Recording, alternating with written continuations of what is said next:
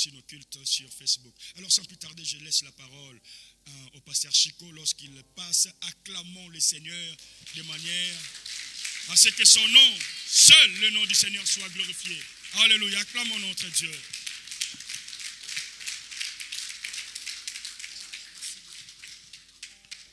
Merci beaucoup, que Dieu nous bénisse. Est-ce qu'on peut encore acclamer fortement le Seigneur?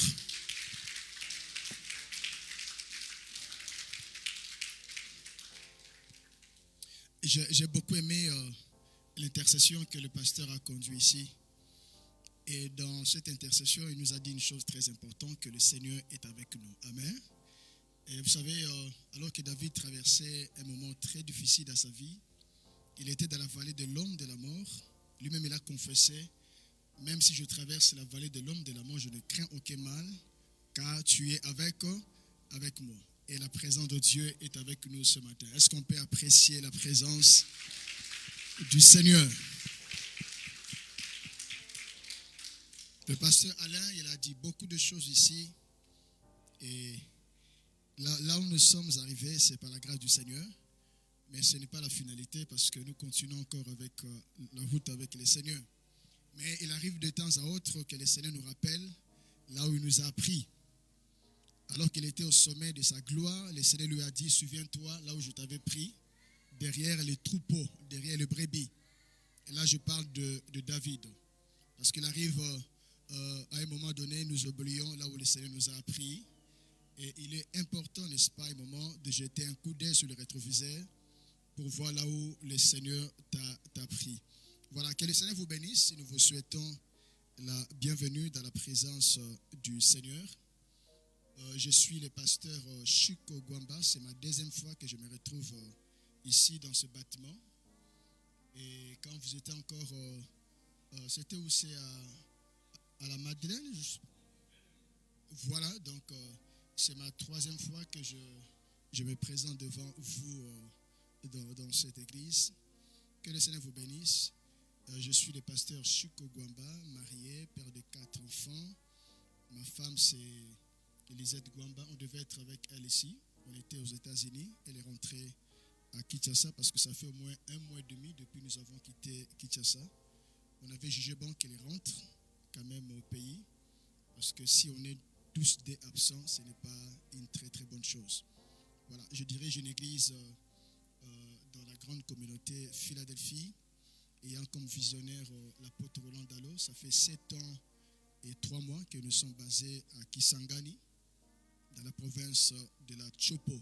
C'était dans la grande province orientale, parce que la province orientale a donné 4 provinces. Peut-être vous avez oublié, laissez-moi ce matin de vous rappeler. Il y avait eu découpage de provinces. Donc la grande province orientale a donné 4 provinces. La province du Touri, là nous avons Bunia, la province de Haute-Uélé, là nous avons Isiro, Bazuélé, nous avons Buta, et puis la province de la Chopo, nous avons la ville de Kisangani. Maintenant, nous sommes dans la province de la Chopo, dans la ville de Kisangani. Je suis très content d'être ce matin au devant de vous. Je dis un grand merci à Dieu qui nous a gardés pendant ce long voyage que nous avons fait des États-Unis ici en France. Lui qui a renouvelé ce matin la vie, l'être ainsi que le mouvement. Paul est en train de dire, l'être, la vie ainsi que le mouvement nous viennent de la part du Seigneur. Merci au pasteur Alain pour cette marque de confiance en me cédant ta chair. Que Dieu vous bénisse. Je vois la sœur Sophie, je ne sais pas là où elle s'est cachée. Et merci à tous les collaborateurs du pasteur Alain. Je vois le pasteur César. Je vois les bien-aimés, surtout la chorale qui nous a bénis ce matin. Est-ce qu'on peut encourager la chorale pour une très bonne prestation? Et je parlais du pasteur du couple pastoral, le pasteur César. Je vois aussi les staffs du pasteur. Et je vois tout ce monde qui travaille à l'intercession, qui travaille au protocole. Et je t'ai béni hier soir. Et ce matin, nous sommes ensemble avec le couple Otis et Nadine. Que Dieu le bénisse pour tout ce que vous faites pour moi. Et ce matin, je voudrais nous partager, excusez-moi, je suis le fils spirituel de l'apôtre Roland Dallot. Il était ici l'année passée. Voilà. Donc, je ne sais pas s'il aura l'occasion de me suivre. Je le salue, c'est mon père spirituel, l'apôtre Roland Dallot, ainsi que maman Viviane Dallot. Ce matin, j'ai un thème que le Seigneur a imposé dans mon cœur. Je voudrais... Voilà, très bien. J'avais publié même l'affiche et là, salué même l'église. Donc, je vous passe la salutation de l'apôtre Roland Dallot. Est-ce qu'on peut acclamer le Seigneur pour cela?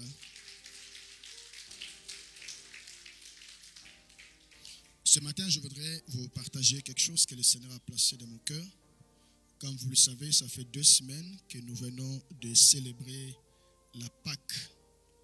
La Pâque qui est une grande fête chrétienne parce que ça nous permet de nous rappeler, n'est-ce pas, de célébrer la résurrection, la mort ainsi que la résurrection de notre Seigneur Jésus-Christ.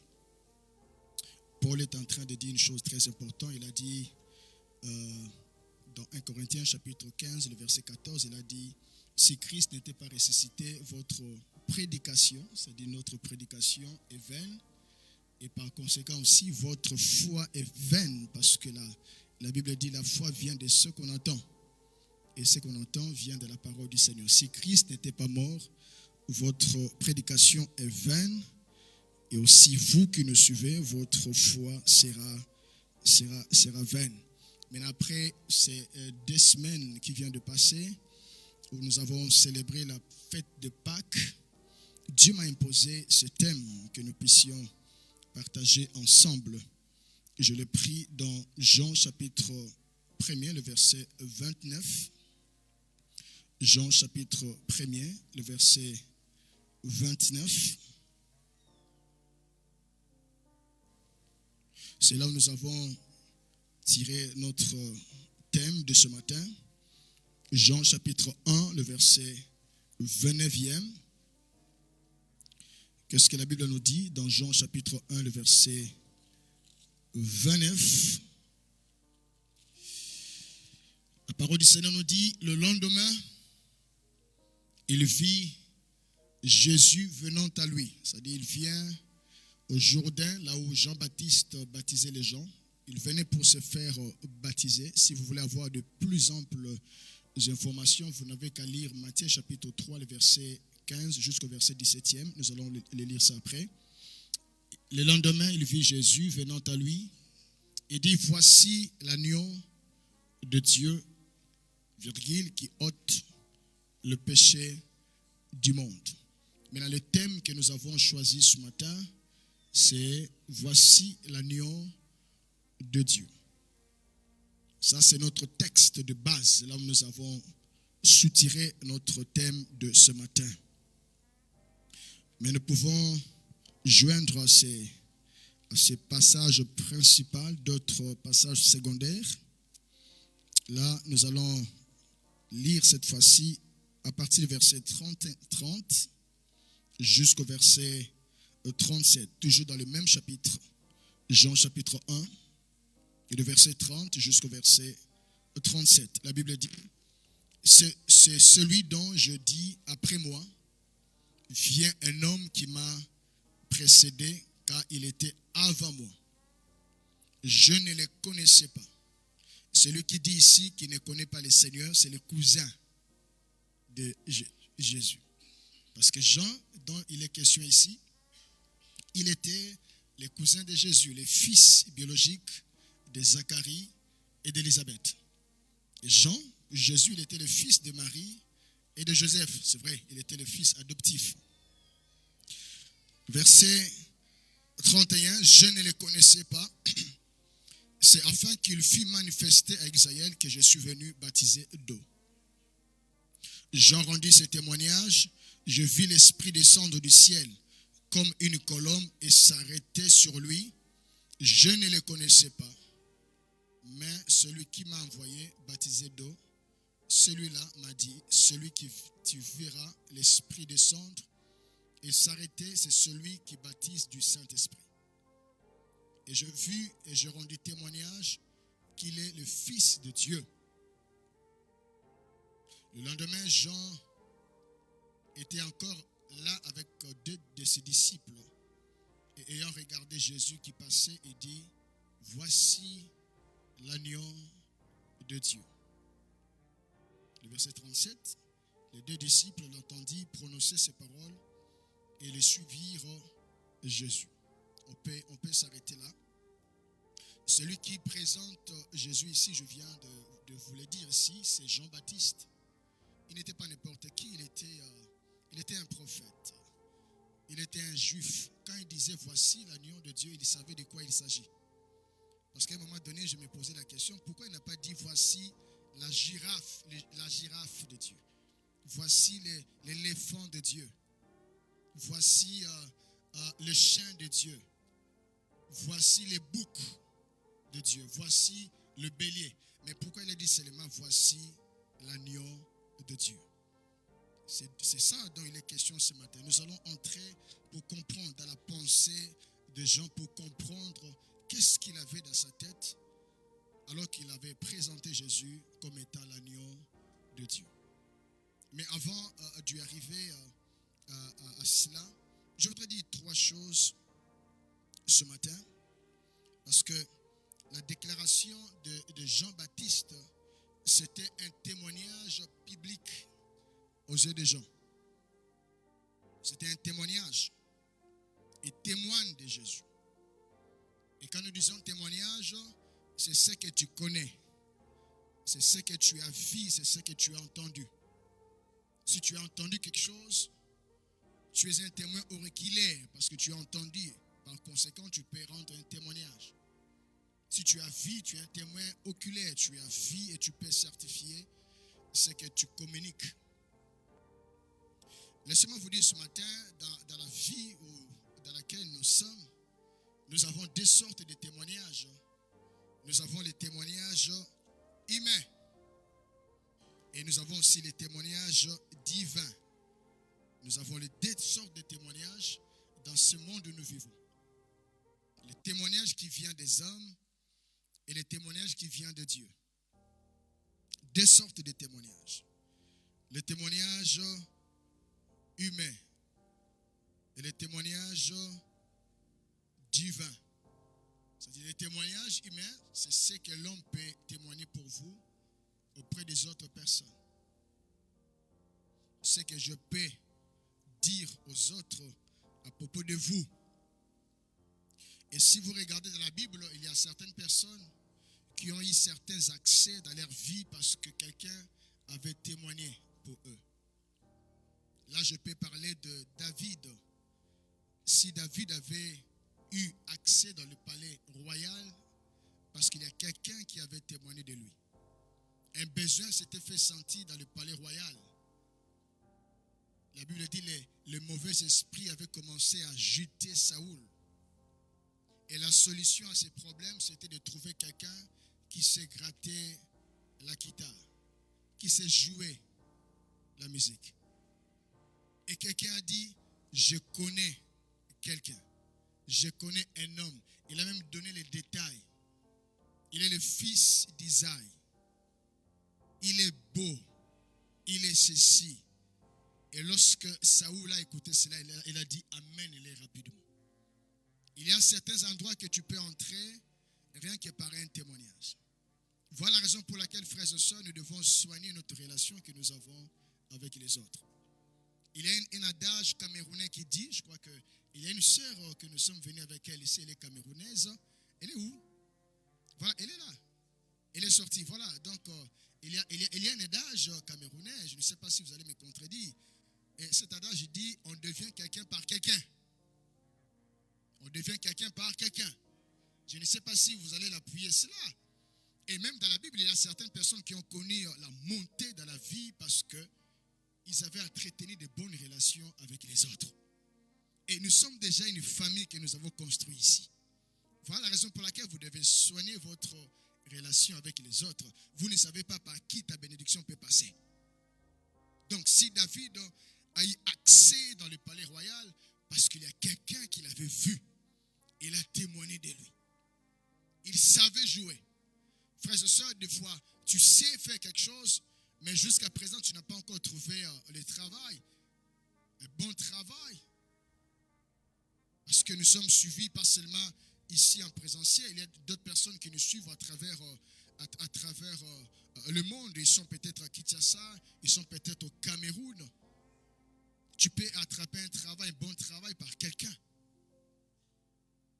David entre dans le palais royal parce qu'il y a quelqu'un qui avait témoigné de lui. Et en parlant aussi de Joseph, vous le savez très bien, dans une prison, il a interprété le songe. Et l'homme est sorti, il a oublié un moment, 2 ans, il a oublié Joseph. Mais lorsque Pharaon avait besoin de quelqu'un, un homme intelligent, sage, cet homme s'est souvenu, il s'est rappelé de qui? De Joseph. Il a témoigné de lui. Donc si Joseph a vu Pharaon, c'était par un témoignage. Par un témoignage, tu peux rencontrer de grandes personnalités dans la vie. Est-ce que quelqu'un peut dire Amen? Donc David a eu l'accès dans le palais royal à cause d'un témoignage. Joseph a vu Pharaon à cause d'un témoignage. Et dans les témoignages des hommes, nous avons aussi 2 sortes de témoignages. Il y a de faux témoignages et de vrais témoignages. Il y a certaines personnes dont le porte leur a été fermé parce que quelqu'un a donné un faux témoignage. Il y a certaines sœurs qui ont perdu le mariage parce que quelqu'un s'était levé et il a donné un faux témoignage. Mais je prie, si vous êtes dans cette situation-là, que Dieu fasse quelque chose pour toi. Et s'il y a les témoignages humains, nous avons aussi les témoignages de Dieu. Et j'aime les témoignages de Dieu. Je vous avais dit, quand Jean-Baptiste a présenté Jésus comme étant l'agneau de Dieu, la Bible dit il venait vers lui. Et c'était pendant un moment de retrouvailles. Parce que Jean-Baptiste, quand il baptisait, il y avait beaucoup de gens qui venaient pour se faire baptiser. Il y avait des soldats, il y avait de pharisiens, il y avait beaucoup de personnes, de pharisiens qui se convertissaient, bien sûr. Il y avait beaucoup de gens qui venaient pour se faire baptiser. Et c'était au même moment, au même jour que le Seigneur s'était choisi, que Dieu s'était choisi pour témoigner de son Fils. Et vous le savez le pourquoi. Il y a des passages dans la Bible où les gens ont qualifié de Jésus de tout. Par exemple, dans Jean chapitre 8, le verset 52. Jean chapitre 8, le verset 52. On a taxé de Jésus comme quelqu'un qui avait un démon. Jean chapitre 8, 52. Maintenant lui dit les Juifs, nous connaissons que tu es un démon. Et c'était au vu et au su de tout le monde. Tu es un démon. Ce que tu fais, tu es animé par un mauvais esprit. Tu es un démon. Pas seulement il avait un démon. Dans Jean chapitre 10, le verset 20, écoutons encore ce que les Juifs ont dit sur Jésus. Il dit quoi? Plusieurs d'entre eux disaient, il est un démon, pas seulement un démon, il est fou. Ça, c'est ça ce que les gens disaient. Pour lui, tu es un démon. Tu es fou. Et Dieu s'est choisi à un moment où les gens venaient de partout pour se faire baptiser, pour renverser le faux témoignage que les gens plaçaient sur la personne de Christ. Et la Bible dit que c'était ce jour-là que le Seigneur était venu pour se faire baptiser. Et il est dans les eaux du baptême. Là, je suis dans Matthieu chapitre 3. Si on peut nous balancer ces passages-là. Matthieu chapitre 3, le verset 15 au verset 17e. Matthieu chapitre 3, le verset 15 au verset 17e. La Bible dit, Jésus lui répondit, laissez faire maintenant quand il est convenable que nous accomplissons ainsi tout ce qui est juste. Le Seigneur vient vers Jean-Baptiste pour se faire baptiser. Jean-Baptiste résiste et lui dit, non, ce n'est pas moi qui dois te baptiser, mais c'est vous. Et Jésus dit, non, laissons accomplir ce qui est juste. Et Jean ne lui résista plus. Dès que Jésus eut été baptisé, il sortit de l'eau. Et voici le ciel s'ouvrir. Il vit l'Esprit de Dieu descendre comme une colombe et venir sur lui. Et le verset 17e dit quoi? Et voici une voix fit entendre des cieux ces paroles. Celui-ci est mon fils bien-aimé. Il n'est pas un fou comme vous le considérez. Il n'a pas un démon comme vous le prétendez. C'est mon fils bien-aimé, à qui j'ai mis toute mon affection. Laisse-moi te dire ce matin, tu es le fils bien-aimé de Dieu. Oh, quelqu'un ne me croit pas. Tu es le fils bien-aimé de Dieu. Je m'en fous de ce que les gens disent de toi. Tu es le fils bien-aimé de Dieu. Quand vous marchez, vous avez l'affection de Dieu en vous. Nous avons la même affection que Dieu avait donnée à son fils Jésus. Dieu t'aime comme il avait aimé son fils Jésus. Oh, tu ne me crois pas. Tu as l'affection de Dieu avec toi. Quand tu dors, dis-toi que Dieu m'aime. Il y a quelqu'un qui m'aime. Quand vous marchez, dis-toi, il y a quelqu'un qui m'aime. Je ne sais pas ce que vous faites dans la vie. Laissez-moi te dire ce matin, tu as l'affection de Dieu avec toi. Jésus n'était pas ce que la foule disait qu'il était. Il n'avait pas un démon, il n'était pas un fou. Il était le fils de Dieu. Ça, c'est le témoignage qui vient d'en haut. C'est le témoignage qui vient d'en haut. Quand Dieu témoigne de toi, il vient pour renverser les témoignages que les hommes avaient placés sur toi. Raison pour laquelle dans un Jean chapitre 5, écoutons ce verset. 1 Jean chapitre 5, le verset 9e, la Bible dit, si nous recevons les témoignages des hommes,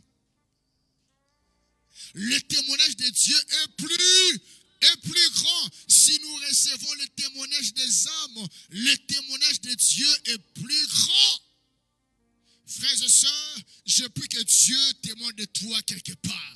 Là où on avait abîmé ta réputation, là où on avait détruit ta vie, que Dieu renverse cela. Tu dis Amen, tu reçois ta faveur.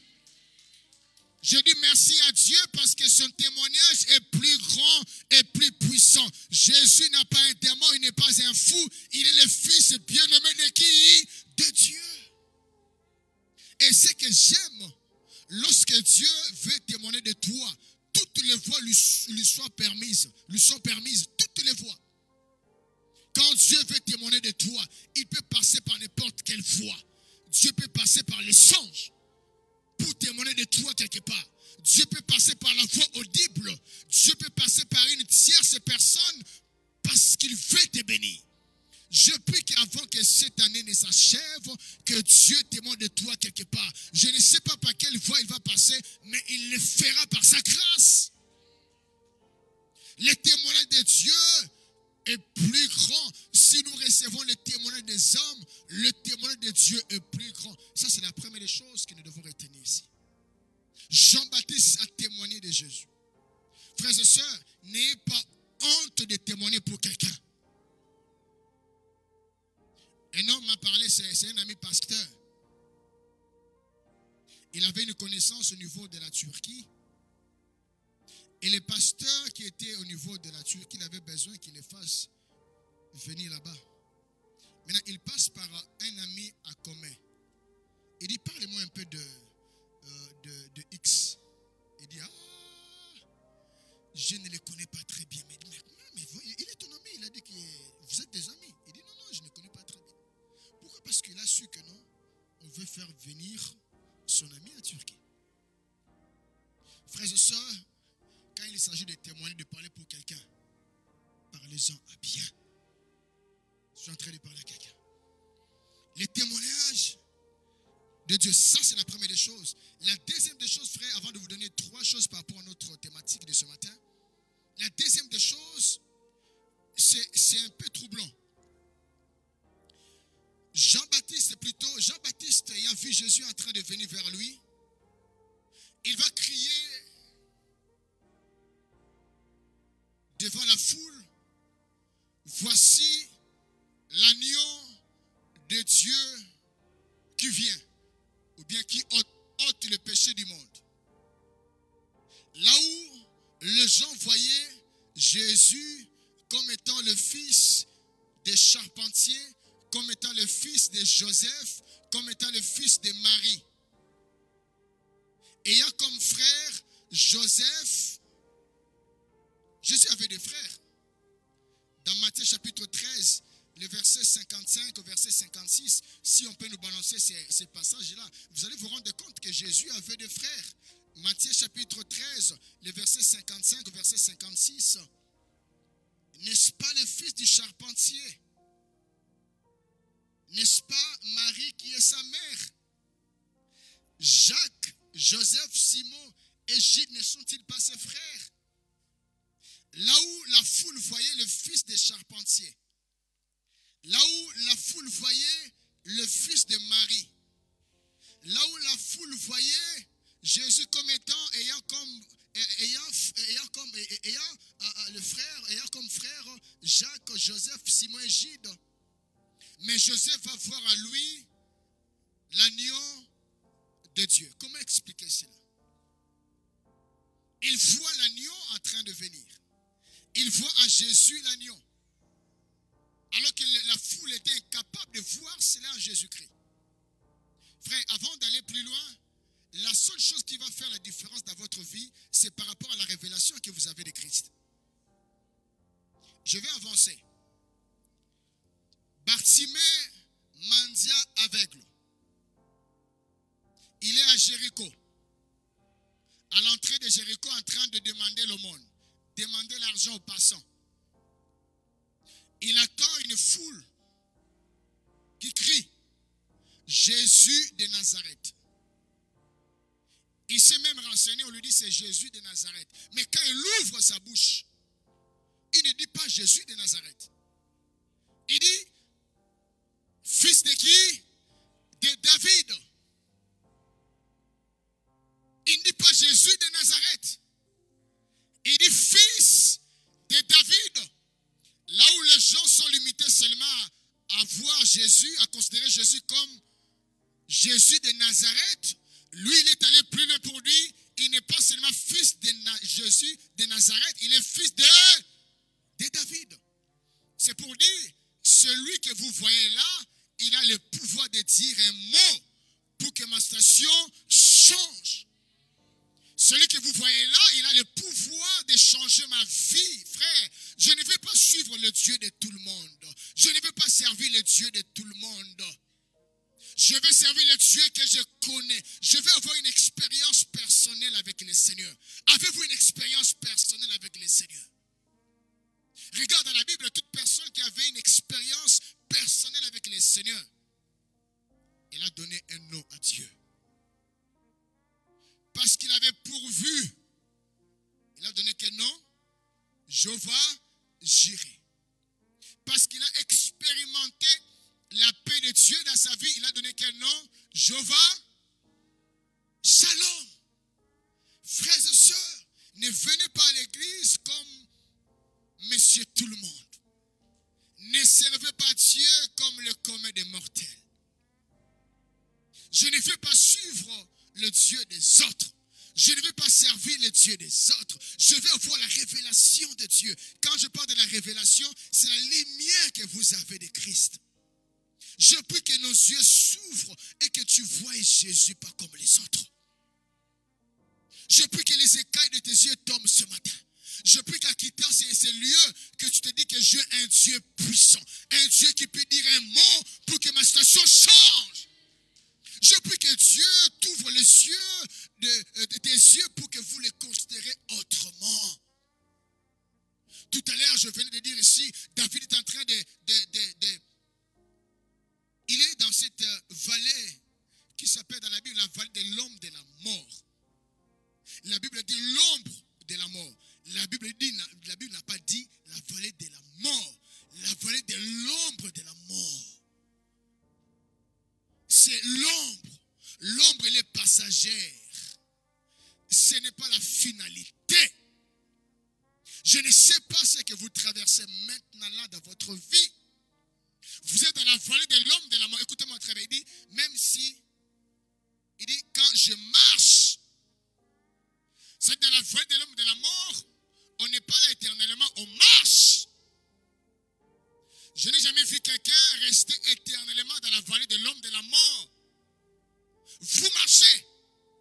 Vous n'êtes pas statique, vous marchez. C'est pour vous dire que c'est une station passagère. Ça passera. Je suis en train de parler à quelqu'un ce matin. Je prie que Dieu t'éclaire. J'aime ce que la Bible dit. Par sa lumière, nous voyons la lumière. La révélation, c'est la lumière qui vient du ciel pour que nous voyons la lumière. Si vous êtes environné par les ténèbres, ce matin, la lumière a la force de chasser les ténèbres. Et la lumière s'est levée ce matin. C'est la personne de Christ dont je vous parle ce matin. Il est au milieu de nous. Lorsqu'il est au milieu de nous, il chasse les ténèbres qui nous environnent. Je déclare ce matin, fini les règnes des ténèbres. Fini les règnes des ténèbres dans ta vie. Fini les règnes des ténèbres dans ton foyer, dans ta famille, dans ton travail. Je ne sais pas là où les choses ne marchent pas très bien. Je prie que la lumière s'élève. Quand la lumière s'élève, peu importe le temps que les ténèbres avaient pris, il partira.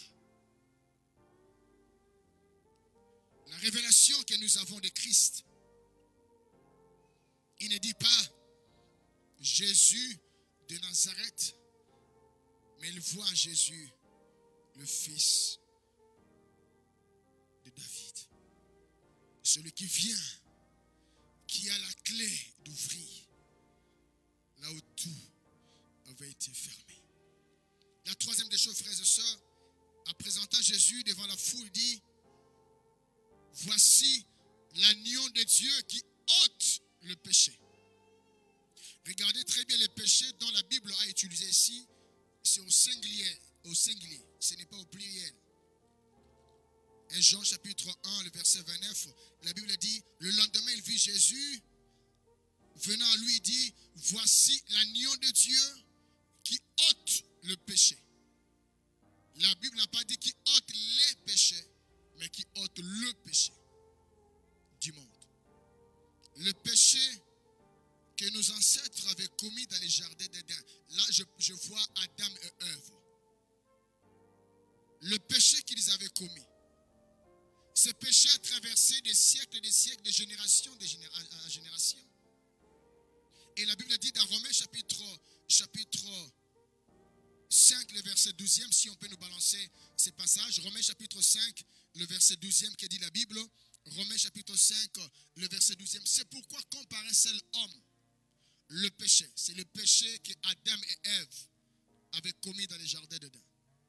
Et la Bible dit, le péché est entré dans le monde et par le péché, la mort. La mort spirituelle, la mort physique. Tout ce que nous connaissons dans ce monde, c'est au travers de ces péchés ici. Nous payons le prix d'Adam et de Ève. Nous subissons ce qu'ils avaient commis. C'est comme ça, et ça arrive dans la vie de beaucoup d'enfants, de beaucoup de personnes. Ils subissent, ils payent les pots cassés des choses que leurs ancêtres avaient fait, des péchés que les parents avaient commis, des erreurs des parents. Et nous les payons cash aujourd'hui. Et la Bible dit, le Seigneur est venu pour ôter cela. Je crois que ce matin, la malédiction générationnelle, la malédiction n'aura plus la place dans la vie de plusieurs personnes ce matin, parce qu'il sera ôté ce matin. Je crie à un Dieu d'actualité, je ne suis pas un futuriste, je crois que Dieu peut rétablir tout dans votre vie aujourd'hui. J'aime quand la Bible dit, il envoya sa parole, et sa parole guérit. Le verbe guérir qu'on a utilisé là-bas en hébreu, c'est Rapha. Rapha, ça veut dire rétablir, réparer, restaurer. Je crois que la vie d'une personne peut être restaurée ce matin. Voilà la raison pour laquelle, frères et sœurs, quelqu'un dit, quand nous venons au-devant de lui, personne ne peut rentrer tel qu'il était venu devant sa présence. Nous sommes dans la présence de Dieu. Ta santé peut être rétablie aujourd'hui. Il y a des gens qui souffrent, ils ont la même maladie que son père. Ah, le père avait hérité la maladie de son père. Donc la maladie a traversé des siècles, de génération en génération. Et nous payons cash aujourd'hui. Plus question de la malédiction. Plus question de payer le prix. Le monde payait le prix avant que le Seigneur n'arrive. Et quand il s'est présenté, la Bible dit, ah voilà, merci. Psaume 107, 20, il envoya sa parole guérit, il le fit échapper de la fosse. Je prie ce matin, il dit, voici l'agneau de Dieu qui ôte le péché du monde. Celui qui stoppe la malédiction, c'est le Seigneur Jésus-Christ. Je crois qu'au travers de toi, une nouvelle histoire commence. Au travers de toi, je le répète encore, une nouvelle histoire commence. Si dans votre famille, ça a été dit, personne ne va se marier. Si dans votre famille, ça a été dit, personne ne peut percer dans la vie, tu vas commencer une nouvelle histoire aujourd'hui. Parce que tout va s'arrêter aujourd'hui. La malédiction a commencé, elle a traversé de génération en génération. Quand le Fils de l'homme s'est présenté, il est venu pour ôter. Lui n'est pas venu pour couvrir, il est venu pour ôter, disparaître. Je prie que le Seigneur disparaisse quelque chose dans votre vie. Quelle est cette maladie qui te dérange? Quelle est cette maladie qui a pris beaucoup de temps dans votre vie? Je crois qu'il y a celui qui guérit, il est au milieu de nous. Est-ce que quelqu'un peut dire amen? Il est là, il est venu pour stopper la malédiction. Il est venu pour couper ce cordon ombilical. Plus jamais la malédiction va réclamer ta vie. Plus jamais. Je dis plus jamais. J'aime ce que la Bible dit. Si donc le Fils de l'homme vous a franchi, vous serez réellement libre. La liberté au niveau de ton esprit, la liberté au niveau de ton âme, la liberté au niveau de ton corps. Je le répète encore, la liberté au niveau de ton esprit, la liberté au niveau de ton âme, la liberté au niveau de ton corps. Tu dis amen, tu reçois cette faveur. Je ne suis plus malade. Quelqu'un qui est venu malade ce matin, il peut se lever pour dire je ne suis plus malade. Je ne suis plus esclave de ce que le médecin m'avait dit. Le médecin ne guérisse pas, il soigne, mais c'est Dieu qui guérit. Là où le médecin te dit impossible, Dieu dira possible. Je prie que Dieu puisse défier ce que le médecin t'avait dit. C'est possible que le Seigneur remette sur la bonne voie ton fils qui s'est égaré. C'est possible.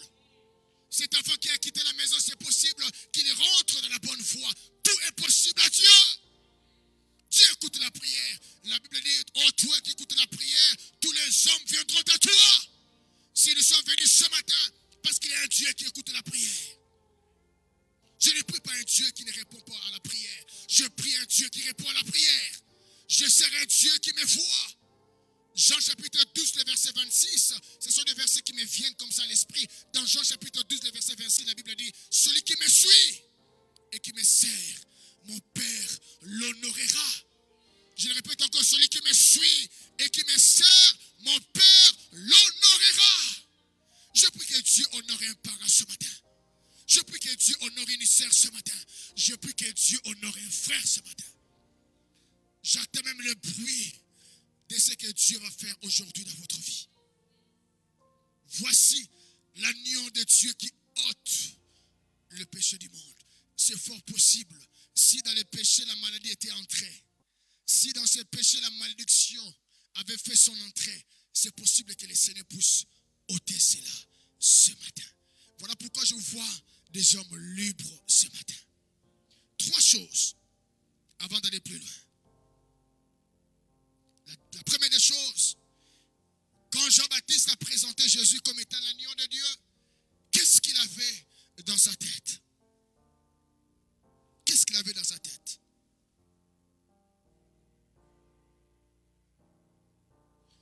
En disant voici l'agneau de Dieu, c'est pour dire à la foule, voici celui qui est venu mourir à notre place. Et vous allez comprendre quand je vais vous donner 3 choses ce matin. Voici celui qui est venu prendre notre place. Voici celui qui est venu mourir à notre place. Voici celui qui est venu porter la condamnation qui devait tomber sur nous. Romains chapitre 8, le verset dit quoi? Il n'y a plus maintenant aucune condamnation pour ceux qui sont en Christ. Si le diable veut te facturer, dis-lui, il y a quelqu'un qui va payer le prix à ma place. Voici, il est venu porter notre condamnation. Il est venu mourir à notre place. Il est venu porter la croix à notre place.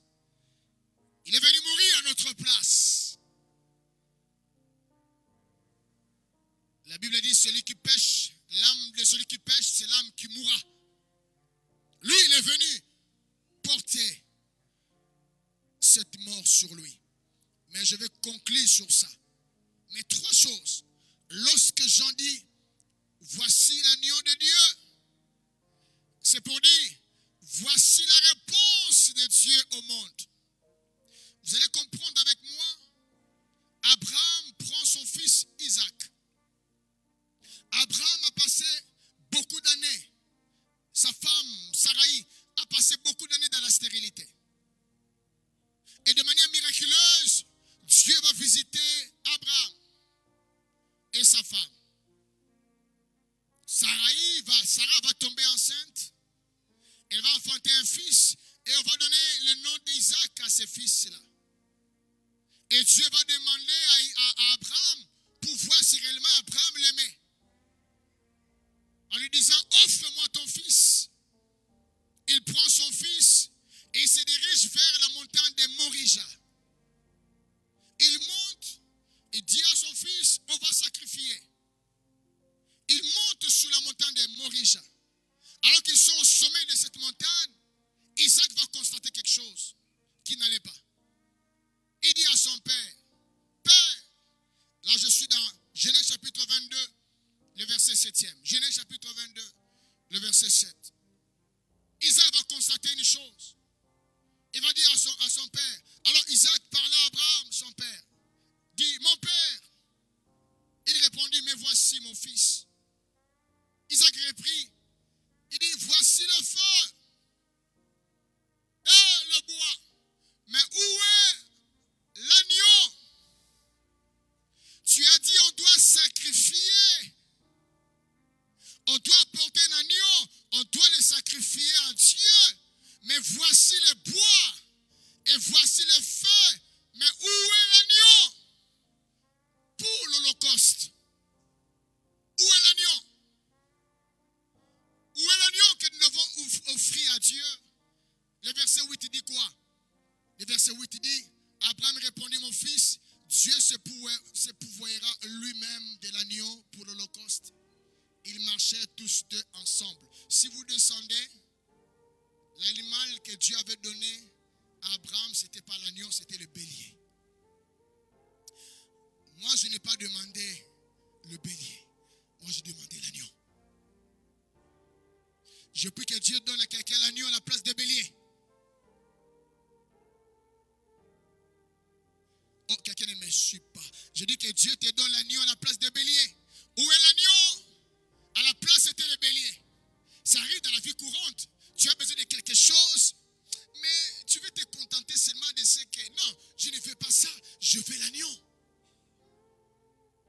Il y a une sœur à Kinshasa, c'est vrai, elle était très jolie, elle était très belle. Vous savez, les sœurs, des fois, quand vous êtes, c'est que vous êtes là, et les hommes commencent à faire des défilés, vous avez vos critères à vous. Non, je voudrais se marier avec un frère qui parlait très bien le français. Je voudrais se marier avec un frère qui est un peu élancé comme moi, tu vois, moi je suis un peu élancé. Je voudrais qu'elle soit de telles tribus. Ce qui fait que tous les hommes qui se présentaient, ils étaient disqualifiés. Oh, la sœur, elle dérangeait le pasteur. Elle venait au bureau du pasteur. Pasteur, prie pour que Dieu me donne un mari. Mais le pasteur lui dit, mais il y a des hommes qui se présentent. Non, ils ne sont pas de mon goût. Ok. Comme les années passent, les années ne reculent pas. Tu as aujourd'hui 30 ans, demain tu auras combien? 31, 32, 34, 35, 36. Et quand la sœur a remarqué que l'âge ne faisait qu'avancer, elle rentre encore chez le pasteur. Elle dit, pasteur, je suis revenu encore pour que nous prions ensemble. Il dit, pour quel sujet? Non, pour avoir un homme. Il dit, mais ma soeur, vous commencez à me déranger. Il dit, non, cette fois-ci j'ai changé. Que Dieu m'envoie un homme tout court. Je ne veux pas qu'il soit géant, je ne sais, même s'il ne parle pas le français, mais je voudrais un mari tout court. Non, moi je veux l'agneau. Je ne veux pas le bélier, frère. Dieu exauce la prière.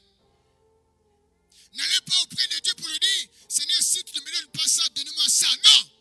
Soyez objectif. Dieu répond à la prière.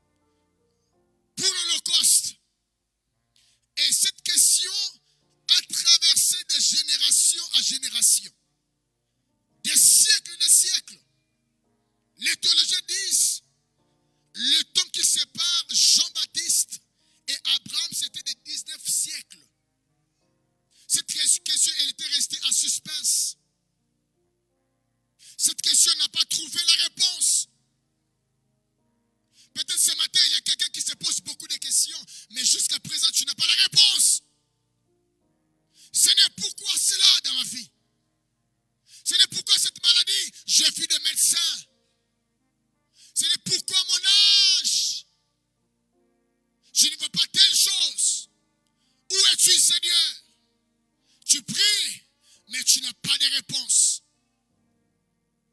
Tu pries, tu gênes. Tu sers Dieu. Tu donnes ton argent pour qu'on s'achète des choses, pour que l'église avance. Mais tu as des questions dans ton cœur qui n'ont pas encore trouvé des réponses, qui plaisent à Dieu que tu rentres ce matin avec la réponse de Dieu chez vous à la maison. Cette question a traversé de génération en génération. Et lorsque le temps des gens avait sonné, il dit à la foule, voici l'agneau de Dieu. Écoutez-moi très bien. Dieu fait toutes choses belles en son temps, dit la Bible. Qui sait peut-être aujourd'hui, c'est le temps que Dieu s'était choisi pour qu'il te réponde par rapport à ton besoin. La première chose à retenir par rapport à notre prédication, Dieu a la réponse à ton problème. Dieu a une réponse. Si l'homme n'a pas une réponse, mais Dieu a une réponse par rapport à ton problème. Par rapport à ces problèmes liés à la santé, liés au mariage, liés aux enfants, Dieu a une réponse. Voici la réponse de Dieu. La réponse qui a pris beaucoup de temps. La voici. Jésus est la réponse à ton problème. Ton problème du mariage, Jésus est la réponse. Seigneur, réponds quelqu'un ce matin. Seigneur, réponds quelqu'un ce matin. J'aime ce que la Bible dit. Celui qui a placé l'oreille dans la tête de l'homme, ne verra-t-il pas? Celui qui a placé l'oreille dans la tête de l'homme, n'attendra-t-il pas? Dieu attend la prière de ses enfants. Dieu te voit. Détrompez-vous. Ne dites pas que non, Dieu m'a abandonné. Dieu n'abandonne pas ses enfants. Seigneur, donne la réponse à quelqu'un ce matin. Donne la réponse à quelqu'un ce matin.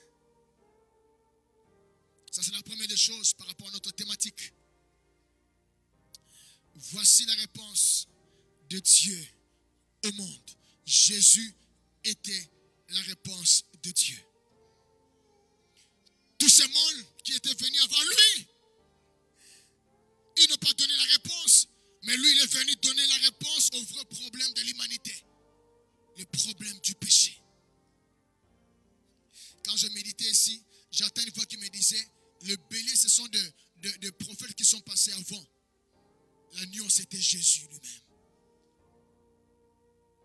La deuxième des choses, frère, par rapport à notre thème de ce matin, dans Genèse chapitre 3, le verset 21, pas Jean, Genèse chapitre 3, le verset 21, quelque chose va se passer. L'Éternel Dieu fit à Adam et à sa femme des habits de peau et il les en revêtit. Qu'est-ce qui va se passer? Dieu va placer Adam et Ève dans les jardins d'Éden afin qu'ils cultivent et qu'ils gardent le jardin. Mais cependant, Dieu leur avait donné un commandement. Vous allez manger tous les arbres du jardin, mais sauf celui qui est au milieu. Le jour où vous en mangerez, vous mourrez. Et vous connaissez très bien l'histoire. La femme a été séduite par les serpents. Elle a touché les fruits que Dieu avait défendus. Et là, elle a mangé, elle a pris, elle a donné à son mari. Et la Bible dit qu'ils étaient tous nus avant qu'ils ne mangent le fruit. Regarde très bien dans la Bible. Dieu les avait créés toutes nues, tous nus. Mais une fois qu'ils ont mangé le fruit auquel Dieu avait dit, ne les touchez pas. La Bible dit leurs yeux s'ouvrirent. Ils se sont rendus compte qu'ils étaient nus. Ils ont pris les feuilles de figue pour faire un habit. Mais c'était quelque chose de léger. Les feuilles, lorsque le soleil va sortir, ça va le brûler. Frères et sœurs, il y a des gens qui trouvent des solutions à peu près en dehors de Christ. Ce sont des solutions passagères. Ils ont fait les yeux de l'un et de l'autre s'ouvrir. Ils connurent qu'ils étaient nus. Et ayant cousu de feuilles de figuier, plutôt de figuier, ils en firent des ceintures. Mais c'est quelque chose de léger. Quand le soleil sort, ça va le brûler. Et Dieu a su qu'ils avaient péché. Il va prendre un animal, c'est vrai. La Bible n'a pas donné le nom de cet animal. Il va prendre un animal. Il va le tuer. Un animal innocent. Qui ne méritait pas la mort. Mais à cause du péché de l'homme et de la femme, c'est exactement comme le Seigneur, innocent qu'il était. Lui qui n'avait pas commis le péché. La Bible dit on n'a pas trouvé en lui aucun péché. Et il va mourir à notre place. C'est comme ça que je disais au début. Il a mouru, il a payé le prix à notre place. Et le Seigneur va faire un habit de peau pour couvrir la honte de l'homme. Maintenant, quand Jean a présenté Jésus comme étant l'agneau, c'est pour nous dire, voici celui qui est venu pas seulement couvrir, mais pour ôter notre honte. Est-ce que quelqu'un est avec moi ce matin? Il est venu pour pas couvrir, mais pour ôter notre honte. Je ne sais pas la honte qui te touche ce matin. Je ne sais pas la honte, l'opprobre qui te touche ce matin. Il est venu pour ôter notre honte. Peut-être ta honte à lui, liée par rapport à une situation qui ne marche pas très bien dans votre vie. Lui, il est venu pour ôter cela. Voici celui qui est venu ôter notre honte. Quand je parle de la honte, je vois l'opprobre, la honte exagérée. En Israël, lorsqu'une femme ne concevait pas, c'était une sorte de honte, d'opprobre. Dans Luc chapitre 1, le verset 27, je ne sais pas si je me trompe du verset, Élisabeth a reconnu que Dieu avait ôté son opprobre. Dieu avait enlevé son opprobre. Je prie que Dieu ce matin, qu'il puisse ôter ta honte ce matin. On se connaît de visage, mais il y a des choses qui se passent au-dedans de nous. Des fois, le passé n'est pas au courant de cela. Quand tu rentres à la maison, tu pleures toute la nuit. Quand tu regardes ton âge, tu regardes ta vie, des choses qui ne vont pas, des choses qui ne vont pas, tu te poses beaucoup de questions. Tu te dis, ça, ce n'est pas la honte dans ma vie. Ça, ce n'est pas l'opprobre. Mais laisse-moi te dire ce matin, il est venu pour ôter notre honte. Il est venu ôter notre opprobre. Qu'il te soit fait ce matin au nom du Seigneur. Je le répète encore, qu'il te soit fait ce matin au nom du Seigneur. Je ne sais pas dans quel domaine où les choses ne marchent pas. Ça a occasionné la honte dans votre vie. Il y a un Dieu qui ôte la honte. Il y a un Dieu qui ôte la honte. Il est au milieu de nous. La Bible dit là où 2-3 personnes sont assemblées autour de ce nom, il est au milieu d'elles. Je salue la présence de Dieu au milieu de nous. Et sa présence va apporter quelque chose. Juste la troisième des choses, je vais m'arrêter par là. Sa mort nous a transférés. Par sa mort, nous sommes transportés. Mais pour comprendre cela, lisons Colossiens chapitre 1, le verset 13. C'est par là que je vais clôturer ce matin.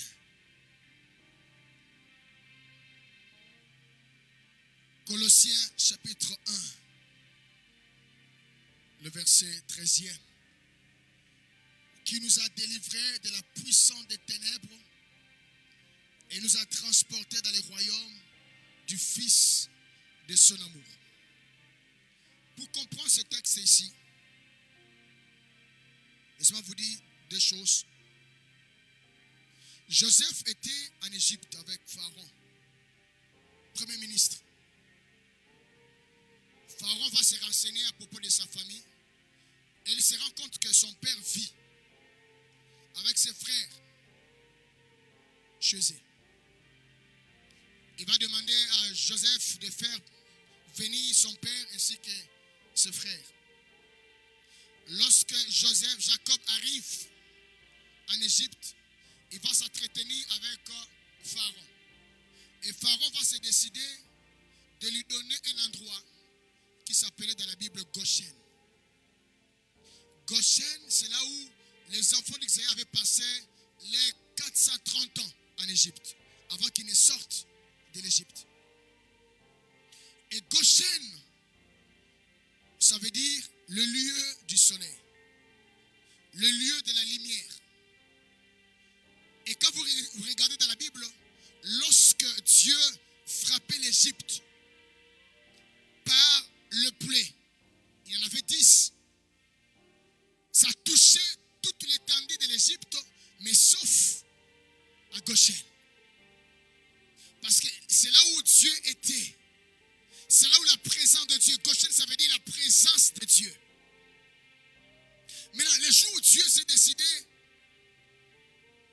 de faire quitter ses enfants de l'Égypte pour Canaan, il va parler à Joseph, plutôt à Moïse.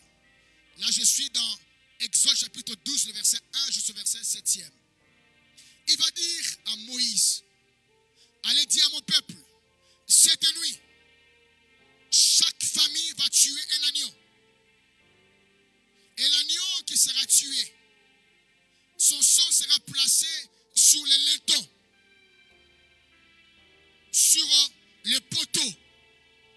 Et lorsque l'ange destructeur passera, et quand il verra le sang, il passera outre. Là où nous avons un mot hébreu un mot hébreu, pesa qui veut dire passer outre. Quand l'ange destructeur verra le sang, il passera outre. Écoutez-moi très bien. Supposons que une famille s'est dit, Moïse il parle toujours comme ça. On ne doit pas placer le sang sous le laiton. Quelle sera la conséquence de cette famille-là? Hein?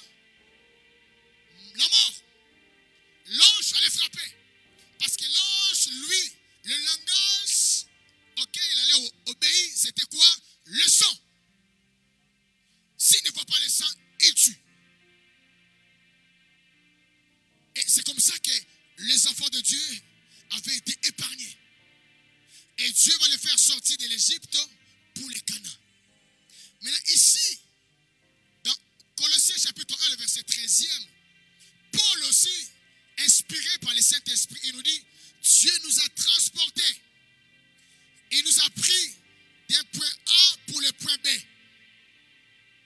C'est-à-dire des choses que j'ai expérimentées ici, au point A. Alors que je suis au point B, je n'ai plus le droit de les expérimenter encore dans ma vie. Parce qu'il y a une sorte de transfert qui vient d'être fait. Il m'a transporté. Au travers de sa mort, frères et sœurs, Dieu nous a transportés. Il nous a pris dans le royaume des ténèbres et nous a amenés dans le royaume de la lumière de son Fils bien-aimé. Voilà la raison pour laquelle ce matin, comme dit la Bible, les ténèbres ne régneront plus jamais. Il y a une sorte de transfert qui vient d'être fait. Et ce transfert, c'était le sang d'une personne. Quand un joueur quitte un club pour un autre club, c'est le transfert, on paye l'argent. Mais laisse-moi te dire, ton transfert a coûté le sang du Fils de Dieu. Voilà pourquoi je te considère comme le bien-aimé de Dieu. Tu es aimé par Dieu.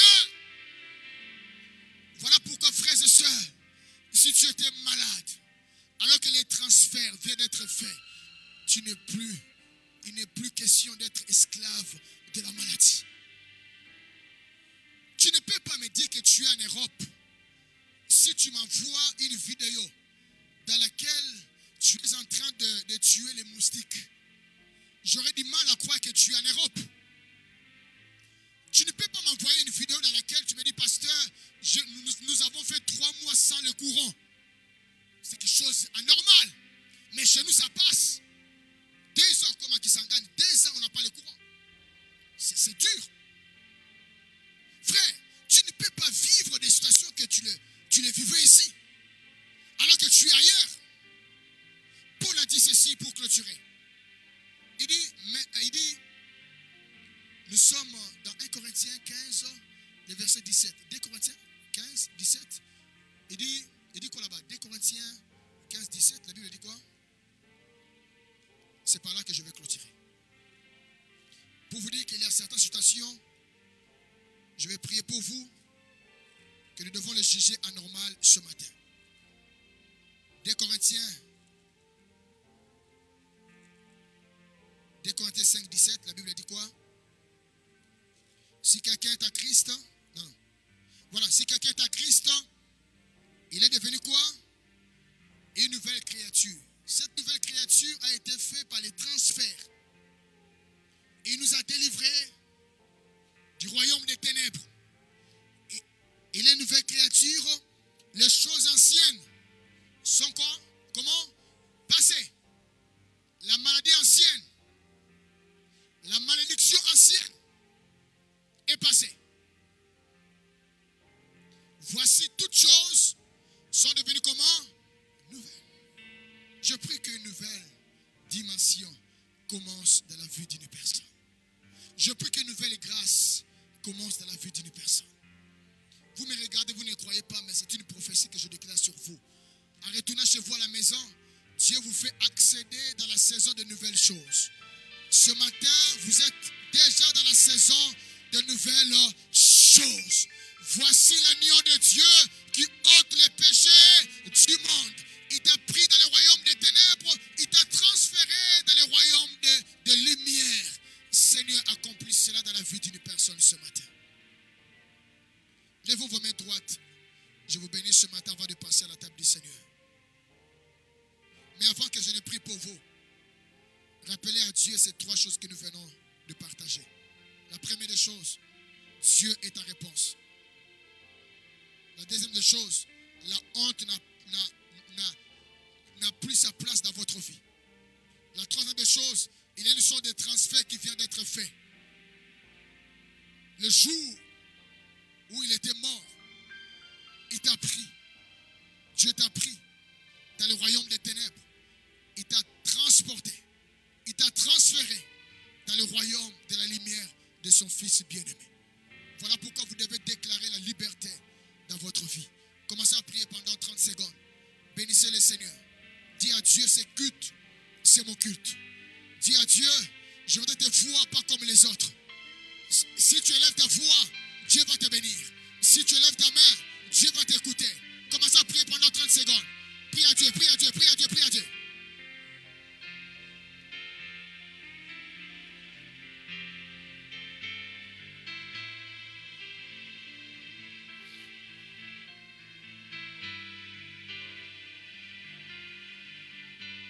Voici l'agneau de Dieu. Prie à Dieu, prie à Dieu. Dis à Dieu, voici ma honte. Enlève-la, voici ma honte, ôte-la. Gardez le silence, je vais prier. Gardez toujours nos mains droites levées vers le ciel. Dieu veut localiser quelqu'un ce matin. Dieu veut guérir une âme. Dieu veut guérir un cœur.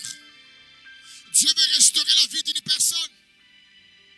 Je le sens dans mon cœur. Je voudrais distinguer dans la foule s'il y a des gens qui veulent me dire, pasteur, prie avec moi. J'ai besoin de Dieu. Lève-toi là où tu es. Je prie pour toi. On ne doit pas te laisser comme tu étais venu ce matin. Tu vois qu'il y a quelque chose qui ne marche pas dans votre vie. Cette chose a occasionné la honte.